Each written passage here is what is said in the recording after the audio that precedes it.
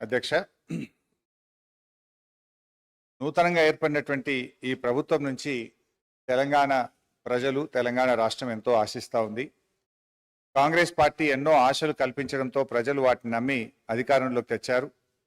ప్రజలు వారిపై పెట్టుకున్న నమ్మకాన్ని నిలబెట్టుకోవాలని, వారి పాలనలో తెలంగాణ మరింత అభివృద్ధిని, సంక్షేమాన్ని, ఉన్నతిని సాధించాలని బీఆర్ఎస్ పార్టీ ఆకాంక్షిస్తుంది.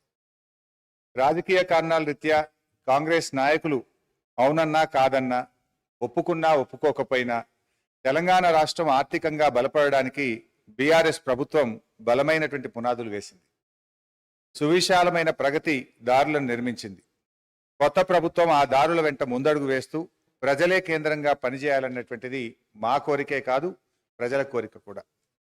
రాజకీయ కక్షలు చుట్టూ పరిభ్రమించే వైఖరికి భిన్నంగా అభివృద్ధి కక్షలో పరిభ్రమిస్తే వారికి మంచిది, ప్రజాస్వామ్య వ్యవస్థలకు మంచిది, ప్రజలకు కూడా మంచిది అధ్యక్ష.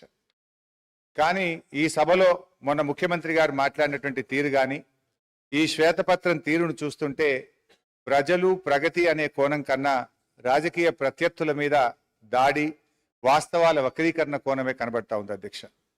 ఎందుకంటే అధ్యక్ష, ఈరోజు ఈ ఆర్థిక శ్వేతపత్రం ఒకసారి మనం చూస్తే ఇందులో పేజ్ నెంబర్ 5లో అధ్యక్ష, అంటే చాలా విషయాలు ఉన్నాయి. మేము మాకున్న కొద్ది సమయంలో, ఎందుకంటే ఈ దేశంలోని అనేక రాష్ట్రాల వివరాలు చాలా కన్వీనియంట్గా వాళ్ళకు అవసరమైనటువంటివి ఇందులో పొందుపరిచే ప్రయత్నం చేసినారు. బట్ అధ్యక్ష, ఇందులో పేజ్ నెంబర్ 5లో కర్ణాటక రాష్ట్రానికి సంబంధించి బడ్జెట్ ఎస్టిమేట్స్ అండ్ ఎక్స్పెండిచర్ది మేము కాగ్ రిపోర్ట్ ఇప్పుడే నెట్లో ప్రింట్అవుట్ తీస్తే అధ్యక్ష, బడ్జెట్ ఎస్టిమేట్స్ కర్ణాటకది 2,31,142 కోట్లుంటే ఇక్కడ 2,31,642 కోట్లుగా చూపించారు. ఎక్స్పెండిచర్ విషయంలో కూడా అధ్యక్ష 2,61,932 కోట్లను చూపించారు. కానీ కాగ్ రిపోర్టు నివేదిక ఆధారంగా ఎక్స్పెండిచరు 2,54,525 కోట్లు, అంటే దాదాపు 7,000 కోట్లు ఎక్స్పెండిచర్ ఎక్కువ చూపించినట్టుగా ఈ కాగ్ రిపోర్ట్ను బట్టి చూస్తాం. అంటే మొత్తంగా తప్పుల తడకతోని ఈ వివరాలను వాళ్ళు పొందుపరిచిండ్రు.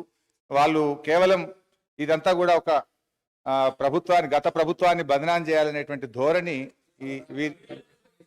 కనబడతా ఉంది అధ్యక్ష. అదేవిధంగా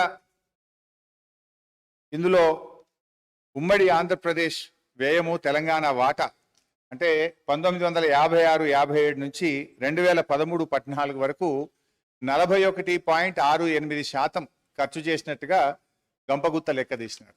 ఇది మనందరికీ తెలుసు అధ్యక్ష. వాస్తవానికి తెలంగాణ ఉద్యమం ఎందుకు వచ్చింది, ఈ పోరాటాలు ఎందుకు వచ్చినాయి, 69లో ఎందుకు పోరాడినాం అంటే తెలంగాణకు నిధులు తెలంగాణ ప్రాంతంలో ఖర్చు పెట్టాలనే జెంటిల్మెన్ అగ్రిమెంట్ను అమలు చేయకపోవడం వల్లనే ఆ రోజు తెలంగాణ ఉద్యమం వచ్చింది. అంటే దాని మీద గతం మీ కాంగ్రెస్ పార్టీయే, అప్పుడున్నటువంటి కాంగ్రెస్ ప్రభుత్వాలు మరి చాలా కమిటీలు వేసినారు. అప్పటి controller and auditor general Kumar Lalit committee కానీ, supreme court judge Vashishtha Bhargava committee report కానీ, బిపిఆర్ విఠల్ గారి రిపోర్ట్ కానీ, అన్ని రిపోర్ట్లలో కూడా ఏముందంటే తెలంగాణ ఆదాయాన్ని ఆంధ్ర ప్రాంతంలో ఖర్చు పెట్టినారు, తెలంగాణలో ఖర్చు పెట్టలేదని చెప్పి చాలా స్పష్టంగా అనేక రిపోర్ట్లు చెప్పినటువంటి విషయం కూడా మనందరికీ తెలుసు అధ్యక్ష. అందులోనే చూసినట్టయితే ఒకసారి కుమార్ లలిత్ కమిటీ 1956-68 పీరియడ్లో ఒక రిపోర్ట్ ఇచ్చినారు. తెలంగాణ రెవెన్యూ ఇన్కమ్ 102 కోట్లు అయితే మరి Telangana funds spends in Andhra reason 34.09 కోట్లు అని చెప్పి అప్పుడే ఒక రిపోర్ట్ కూడా ఇచ్చారు అధ్యక్ష. అదేవిధంగా వారు మరి జస్టిస్ భార్గవ కమిటీ రిపోర్ట్లో కూడా ఆ వివరాలన్నీ కూడా తేల్చారు. అంటే ఇది నేను ఎందుకు చెప్పే ప్రయత్నం చేస్తున్నా అంటే ఇక్కడ మీరు 41.68% తెలంగాణలో ఖర్చు పెట్టారు అని ఏ లెక్కలైతే చూపించారో ఇది శుద్ధ తప్పు. కావాలంటే దీని మీద ఒక హౌస్ కమిటీ వేయండి, మొత్తం లెక్కలు తీద్దాం, నిజంగా ఎంత ఖర్చు అయిందో కావాలంటే మేము చూపించడానికి, రుజువు చేయడానికి సిద్ధంగా ఉన్నాం. అంటే మీరేంటంటే అది 41.68% ఉమ్మడి ఆంధ్రప్రదేశ్లో ఖర్చు అయింది, అది ఏదో మెరుగ్గా ఉందని చెప్పి చూపించేటట్టు ఒక ప్రయత్నం చేసినారు, which is totally false and wrong అధ్యక్ష. అంటే బేసికల్లీ ఇంకోటి కూడా జరిగింది అధ్యక్ష. నాకు తెలిసిన సమాచారం మేరకు ఈ రిపోర్ట్ ఇదంతా కూడా ఇది ఎవరు తయారు చేసిండ్రు, మీకు తెలంగాణ అధికారుల మీద నమ్మకం లేక మన ముఖ్యమంత్రి గారి పాత గురువు గారి శిష్యులు, ఒక రిటైర్డ్ ఐఏఎస్ అధికారి, ఒక సస్పెండ్ అయినటువంటి ఫైనాన్స్ డిపార్ట్మెంట్ ఆంధ్రప్రదేశ్ అధికారులను పెట్టి ఇదంతా ఒక కుక్కుడప్ స్టోరీ తయారు చేసి ఇది ప్రజల ముందు పెట్టేటువంటి ప్రయత్నం చేస్తూ ఉన్నారు. సరే ఆ వివరాలు వాస్తవాలు వచ్చినప్పుడు నేను అన్ని విషయాలు కూడా బయట పెడతాం అధ్యక్ష. నో ఐ వుడ్ లైక్ మాకు తెలుస్తాయి కదా, అందుకే మాకు తెలిసిన సమాచారం మేరకు అన్నాను.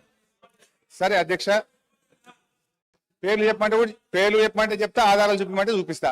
అట్లా నేను ఎందుకంటే అలా బోదలుచుకోలే. సో అధ్యక్ష, ఈ మొత్తంగా ఈ report. Objection sir, objection sir.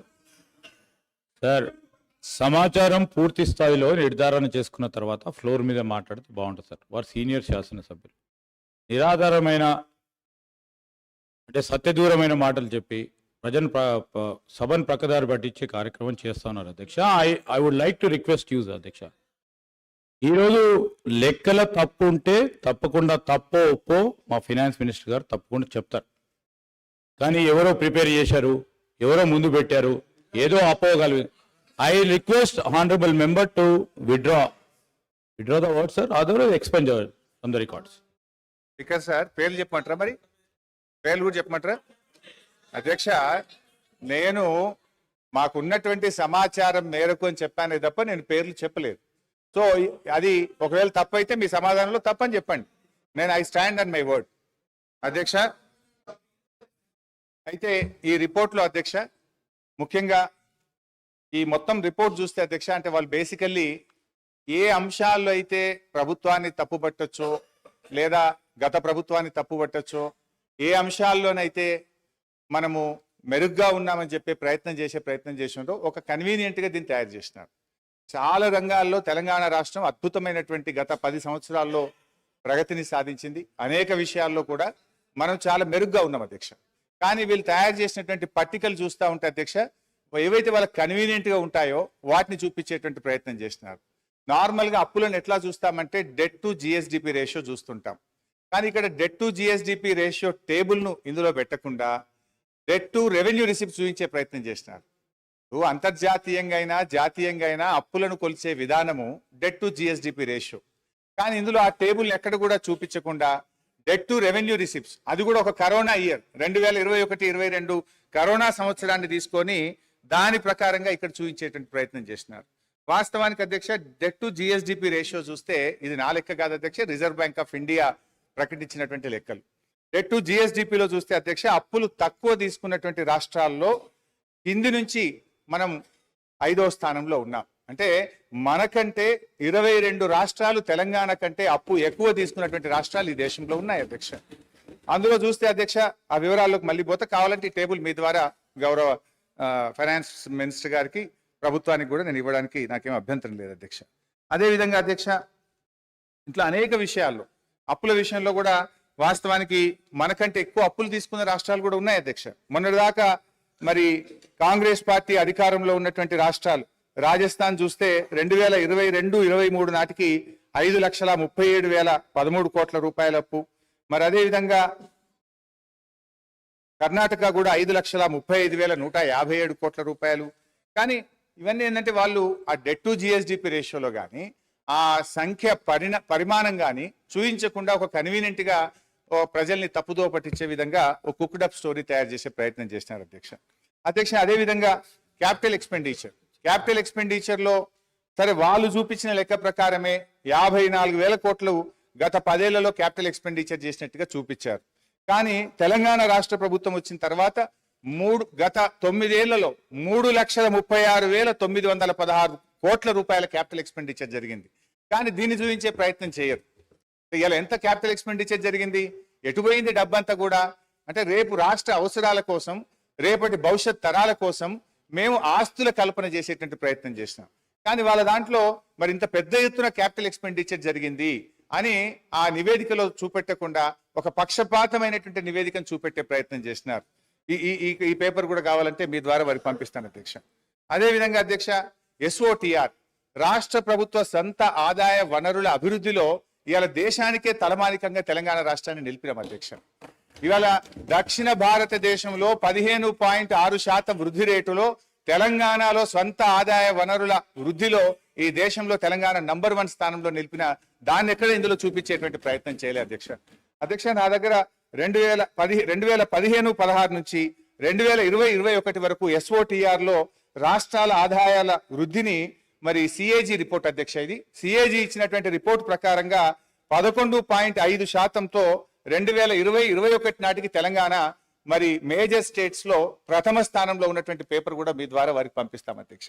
అంటే మన ఆదాయం ఎట్లా పెరిగింది, మన ఆస్తుల కల్పన ఎట్లా పెరిగింది, మన క్యాపిటల్ ఎక్స్పెండిచర్ ఎట్లా చేసినాము అవేవి చూయించకుండా కన్వీనియంట్ గా ఒక మిస్లీడ్ చేసేటువంటి ప్రయత్నం ఈరోజు ప్రభుత్వం చేస్తా ఉంది అధ్యక్ష. అట్లే మెడికల్ అండ్ హెల్త్ దాని విషయంలో కూడా ఏదో మనం తక్కువ ఖర్చు పెట్టామని, వాస్తవానికి అధ్యక్ష మెడికల్ అండ్ హెల్త్ విషయంలో చూస్తే 2014-15లో మన రాష్ట్ర బడ్జెట్ 2,432 కోట్లుంటే ఈ సంవత్సరం మన బడ్జెట్ లో పెట్టింది 12,161 కోట్లు, అంటే దాదాపు 6 రెట్లు పెంచినాం అధ్యక్ష. అట్లా డీటెయిల్ ఇయర్ వైజ్ కూడా ఉంది అధ్యక్ష. 2014-15లో 2,432 ఉంటే 15-16 3,344, 16-17 5,130. I don't want to take much time, but finally 12,161 కోట్ల రూపాయలు పెట్టి వైద్య ఆరోగ్య రంగంలో అద్భుతమైనటువంటి ప్రగతిని మనం సాధించినాం అధ్యక్ష. అదేవిధంగా అధ్యక్ష ఇందులో కొన్ని కారణాలు కూడా ఉన్నాయి. వీళ్ళు ఏంటంటే ఎంతసేపు అప్పులు పెరిగినాయని చెప్పి ఒక బురద జల్లేటువంటి ప్రయత్నం చేస్తా ఉన్నారు. ఇలా కరోనా వచ్చింది అధ్యక్ష. కేంద్ర ప్రభుత్వమే కొన్ని ప్రత్యేక పరిస్థితుల్లో కరోనా వచ్చిన 2 ఆర్థిక సంవత్సరాల్లో అన్ని రాష్ట్రాలని, ఈ దేశంలోని అన్ని రాష్ట్రాల్లో కూడా మీరు మరి మీ ఆదాయం తగ్గింది కనుక మీ రుణ పరిమితికి మించి మరి డబ్బు తీసుకొని రాష్ట్రంలో క్యాపిటల్ ఎక్స్పెండిచర్ చేయండి అని చెప్పి కేంద్ర ప్రభుత్వం వెసులుబాటు కల్పించింది అధ్యక్ష. దాంట్లో చూస్తే అధ్యక్ష డిస్కామ్ లోన్స్, ఈ డిస్కామ్ లోన్స్ కేంద్ర ప్రభుత్వం తీసుకోవడం ద్వారా అవి 8,923 కోట్ల రూపాయలు మన అప్పుల్లో జమ చేయడం జరిగింది. అదేవిధంగా ట్యాక్స్ డెవల్యూషన్ లో 2019-20 సంవత్సరంలో ట్యాక్స్ డెవల్యూషన్ మీకు ఒక హక్కుగా రాష్ట్రాలకు వచ్చేటువంటి డబ్బు ఈ సంవత్సరం ఇవ్వలేకపోతున్నాం కనుక 1,435 కోట్ల రూపాయల్ని మీరు FRBM లో భాగంగా తీసుకోమని చెప్పారు అధ్యక్ష. అదేవిధంగా 2019-20లో ఫైనాన్స్ కమిషన్ కూడా 0.25% FRBM లో అదనంగా తీసుకోవడానికి అనుమతి ఇచ్చింది అధ్యక్ష. అదేవిధంగా 2020-21లో కరోనా సంవత్సరంలో 1.75% FRBM లో అదనంగా తీసుకోవడానికి, అంటే 17,558 కోట్లు మరి కరోనా వచ్చి దేశంలో ఆర్థిక మాంద్యం ఏర్పడింది. మరి మళ్ళీ ఆర్థిక వ్యవస్థ మెరుగుపడాలంటే దేశంలోని అన్ని రాష్ట్రాలు కూడా మీరు FRBM లో అదనంగా రుణాలు సేకరించి క్యాపిటల్ ఎక్స్పెండిచర్ మీద ఖర్చు పెట్టమని చెప్పి కేంద్ర ప్రభుత్వం వెసులుబాటు కల్పిస్తే ఇది ఒక 17,558 కోట్లు అదనంగా వచ్చింది అధ్యక్ష. అదేవిధంగా అడిషనల్ లోన్స్ ఆన్ 1%, ఇది 2021-22లో కూడా కరోనా సందర్భంగా మరో 10,784 కోట్లు. మొత్తంగా కేంద్ర ప్రభుత్వమే రాష్ట్రాలను కరోనా సందర్భంగా కానీ, ట్యాక్స్ డెవల్యూషన్ లో భాగంగా కానీ, ఫైనాన్స్ కమిషన్ కానీ, డిస్కామ్ల ఉదయ్ లోన్స్ కానీ ఒక 41,159 కోట్ల రూపాయలు కేంద్ర ప్రభుత్వ నిర్ణయాల వల్ల ఇది రాష్ట్రాల మీద అదనంగా వచ్చినటువంటి భారంగా మనం చెప్తా ఉన్నాం అధ్యక్ష. అధ్యక్ష ఇలా మేము మా హయాంలో జాగ్రత్తగా చేసినాం. ఒకవైపు కరోనా, మరొక వైపు కేంద్ర ప్రభుత్వం యొక్క వివక్ష, ఈ రెండిటి మధ్య కూడా మేము ఎక్కడ కూడా రాష్ట్రంలో సంక్షేమ కార్యక్రమాలు కానీ, అభివృద్ధి కార్యక్రమాలు కానీ ఎక్కడ కూడా ఆగకుండా మేము ముందుకు పోయినటువంటి పరిస్థితి. ఒకవైపు కేంద్ర ప్రభుత్వం నుంచి అధ్యక్ష మన రాష్ట్రానికి హక్కుగా రావాల్సినటువంటి డబ్బులు ఇవ్వకుండా కేంద్రం వివక్ష చూపుతూ వచ్చింది. మేము అసెంబ్లీలో ఇక్కడ పోరాడినాం, కేంద్రంలో మా ఎంపీలు పోరాడినారు, కానీ ఇదే కాంగ్రెస్ పార్టీ నాయకులు కానీ ఢిల్లీలో ఏ రోజు కూడా ఈ రాష్ట్రానికి రావాల్సిన హక్కుల గురించి, నిధుల గురించి మాట్లాడినటువంటి పరిస్థితి లేదు అధ్యక్ష. అధ్యక్ష ఈరోజు 1,00,000 కోట్ల రూపాయలు పైగా, ఉదాహరణకు అధ్యక్ష ఈరోజు ముఖ్యంగా 15th ఫైనాన్స్ కమిషన్ నుంచి మన రాష్ట్రానికి రావాల్సిన 894 కోట్లు ఇవ్వలేదు అధ్యక్ష. 14th ఫైనాన్స్ కమిషన్ నుంచి 817 కోట్లు, 15వ ఆర్థిక సంఘం నుంచి మనకు, ఇది దేశంలో మొదటిసారి జరిగింది అధ్యక్ష. ఆర్థిక సంఘం ఎప్పుడైనా ఒక రిపోర్ట్ ఇస్తే దాన్ని తూచా తప్పకుండా గత ప్రభుత్వాలు అమలు చేస్తే, ప్రస్తుతం కేంద్రంలో అధికారంలో ఉన్నటువంటి మరి బీజేపీ ప్రభుత్వం 15th ఫైనాన్స్ కమిషన్ 5,374 కోట్ల రూపాయలు సెక్టర్ స్పెసిఫిక్ గా, స్టేట్ స్పెసిఫిక్ గా మన రాష్ట్రానికి ఇవ్వమంటే ఈ డబ్బు ఇవ్వకుండా ఈరోజు కేంద్ర ప్రభుత్వం మన రాష్ట్రానికి అన్యాయం చేసింది అధ్యక్ష. పన్నుల్లో నిజంగా 41% వాటా ఇస్తామని చెప్పారు, కానీ ఎక్కడ కూడా సెస్ల రూపంలో వాళ్ళు కలెక్ట్ చేసుకొని 41% వాటా నిజాయితీగా ఇవ్వకపోవడం వల్ల ఈ రాష్ట్రానికి 44,052 కోట్ల రూపాయలు తక్కువ వచ్చినాయి అధ్యక్ష. ఆంధ్రప్రదేశ్ నుంచి రావాల్సిన విద్యుత్ బకాయిల్లో కేంద్ర ప్రభుత్వం నిర్ణయం తీసుకోక 17,828 కోట్ల రూపాయలు తగ్గినాయి అధ్యక్ష. సిఎస్ఎస్ లో మనకు రావాల్సిన డబ్బు ఆంధ్రప్రదేశ్కి ఇచ్చి తిరిగి దాన్ని అడ్జస్ట్ చేయకపోవడం వల్ల 495 కోట్లు, వెనుకబడిన జిల్లాలకు ఇవ్వాల్సిన 1800 కోట్ల రూపాయలు, నీతి ఆయోగ్ రికమెండ్ చేసినటువంటి మిషన్ కాకతీయ, మిషన్ భగీరథకు ఇవ్వాల్సిన 24,205 కోట్లు, వెరసి 1,00,000 కోట్లకు పైగా ఈ రాష్ట్రానికి రావాల్సినటువంటి డబ్బు ఇలా కేంద్ర ప్రభుత్వం నుంచి రాకపోవడం వల్ల కూడా ఆర్థికంగా మనకు ఇబ్బంది కలిగింది. నిజంగా ఈ 1,00,000 కోట్ల రూపాయలు ఈ రాష్ట్రానికి వచ్చుంటే ఈ రోజు మనకు ఇంకొక 1,00,000 కోట్ల రూపాయలు అప్పు తక్కువ తీసుకునేటువంటి అవకాశం ఉండేది అధ్యక్ష. ఈరోజు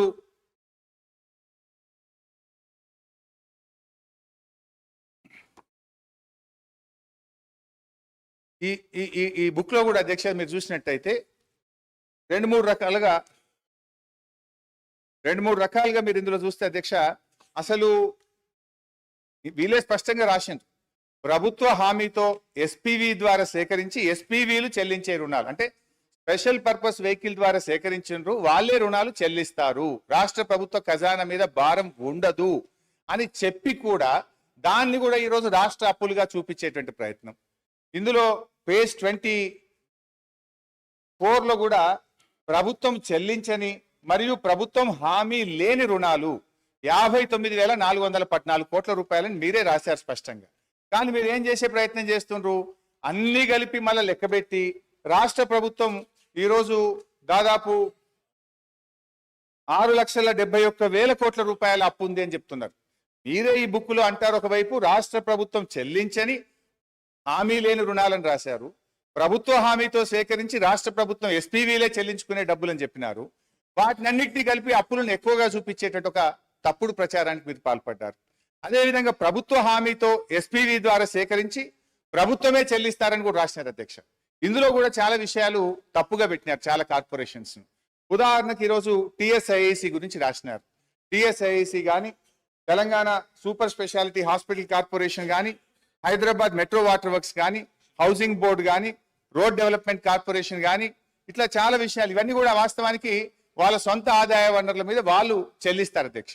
కానీ ఇది రాష్ట్ర ప్రభుత్వమే చెల్లిస్తుందని, ఇది రాష్ట్ర ప్రభుత్వ అప్పుగా చూపించేటువంటి ఒక తప్పుడు ప్రయత్నానికి కూడా దీంట్లో పాల్పడ్డారు. అంటే బేసిక్ గా ఇదంతా కూడా ఒక తప్పుల తడక, ఒక అంకెల గ్యారెడ్తోని ఇది ఏదో ఈ రాష్ట్ర ప్రభుత్వం మీద గత ప్రభుత్వం మీద బురద జల్లాలే, లేదు వాళ్ళ హామీల నుంచి తప్పించుకునేటువంటి ఒక ప్రయత్నానికి దారులు వెతుకుతున్నారేమో అని అనిపిస్తా ఉంది అధ్యక్ష. ఇంకా డీటెయిల్స్ లో పోదామంటే మళ్ళీ మీరు టైం ఇయ్యరేమో, నేను చాలా విషయాలు చెప్పాల్సిన అవసరం ఉంది, అందువల్ల నేను షార్ట్ గా చెప్పేటువంటి ప్రయత్నం చేస్తా ఉన్నా అధ్యక్ష.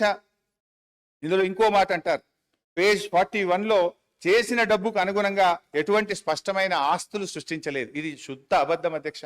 అది ఏం ఆస్తులు క్రియేట్ చేసినాం, ఏం చేసినాం, నా ప్రసంగంలో నేను చెప్పే ప్రయత్నం చేస్తాను అధ్యక్ష.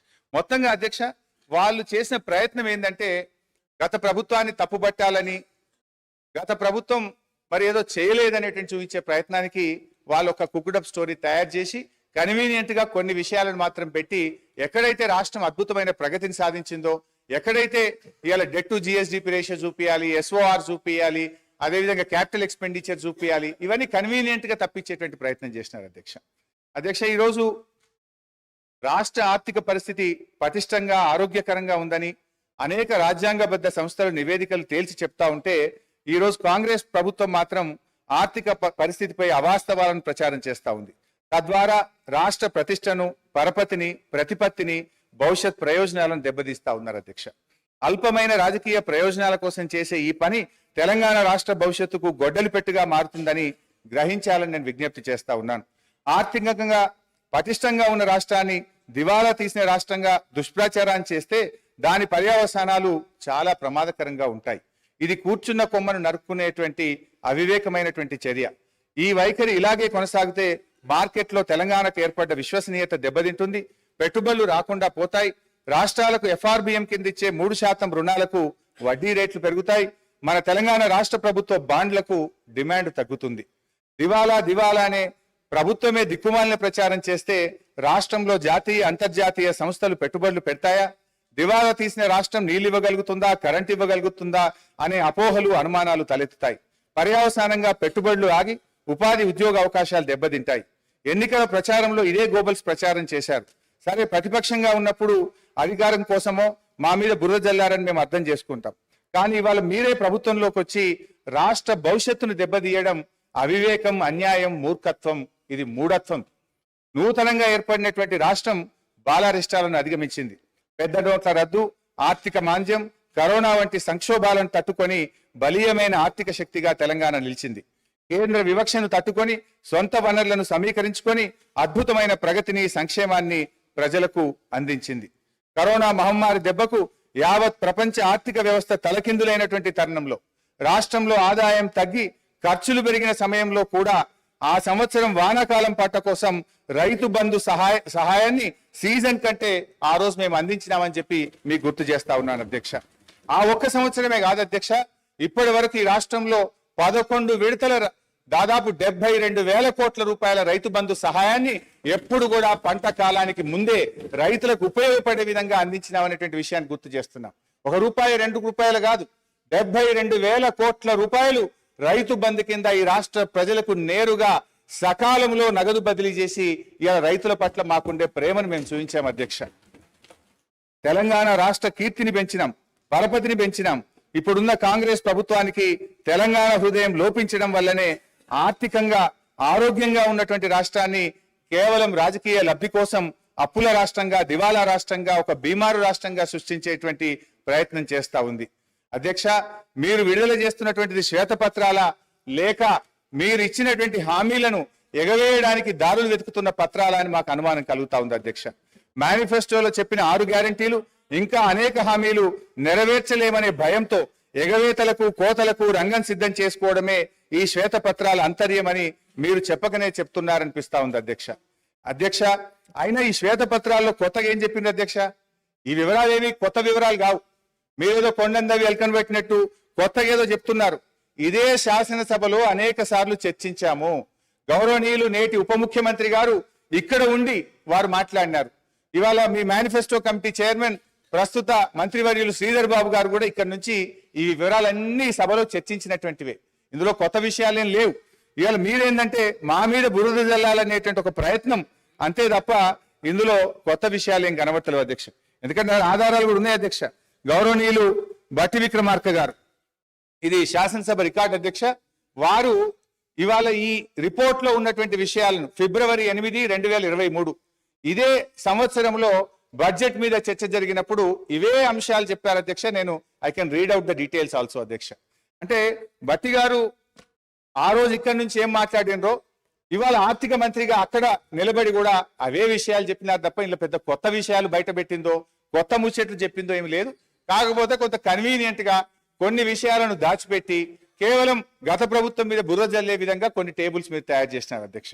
అధ్యక్ష, ఒక సీనియర్ శాసనసభ్యుడిగా నాకున్న రాష్ట్ర ఆర్థిక మంత్రిగా పనిచేసిన అనుభవంతో చెప్తా ఉన్నా అధ్యక్ష, ఈ దేశంలో కానీ ఏ రాష్ట్రంలోనైనా డబ్బులు బీరువాల్లో, అల్మారాల్లో కట్టల రూపంలో ఏ ప్రభుత్వం దగ్గర కూడా నిల్వ ఉండదు అధ్యక్ష. రూపాయి అనేటువంటిది ఖజానాకు రావడం, పోవడం అనేటువంటిది ఒక నిరంతర ప్రక్రియ అధ్యక్ష. ఇది ఆర్థిక సూత్రం. ఈ చక్రం కదిలితేనే ఆర్థిక వ్యవస్థ ఆరోగ్యంగా ఉంటుంది. భారతదేశం ఏర్పడినప్పటి నుంచి ఇప్పటి వరకు ఏ రాష్ట్రంలోనైనా ఇలా ప్రభుత్వాలకు పన్నులు, పన్నేతర మార్గంలో ఆదాయం సమకూరుతుంది. ఇలా చిప్ప చేతికి ఇవ్వడం మనము దివాలా తీయడం అనేటువంటిది శుద్ధ తప్పు. అంటే 2014లో మేము అధికారంలోకి వచ్చినప్పుడు కూడా మేమేమో మాట్లాడలేదే. ఆ రోజు ఖజానా ఖాళీ అని మేమెక్కడ మాట్లాడలేదే. తెలంగాణని అగ్రగామి రాష్ట్రంగా నిలబెట్టాలనే తపనతో మేము పనిచేసినాం. పగతనాన్ని పక్కన పెట్టి అభివృద్ధి అధ్యక్ష ప్రతిసారి ఇప్పుడు నేను గౌరవ సభ్యులు